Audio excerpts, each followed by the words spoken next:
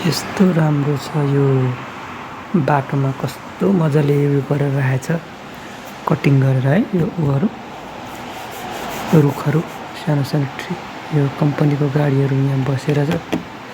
यहाँ कोही आएको होला, लान्छ। यस्तो अब यो साउदीमा ग्रिन सिटी बनाउने भन्ने कुरो छ सबतिर, यता उता।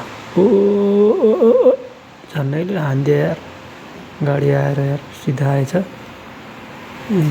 केटाहरू पनि मान्छेहरू झन्डै हाने यार।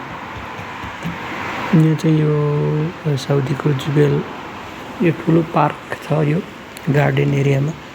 यहाँ चाहिँ सबै अहिले चाहिँ रमदानले गर्दा खाना खानु, इफ्तार गर्नु चाहिँ सबै आउँछ। शीतल छ, राम्रो छ, त्यही भएर एकदम रमाइलो भइरहेछ साथीहरू। आज हामी पनि आएको दुईजना आएको, अनि हाम्रो एकजना रेशम थियो, बोलाको गर्दै थियो। यसो उसले पनि भेटेर यताउता गर्न आइँदैछ। राम्रो छ। केटाहरूको के छ कसो छ,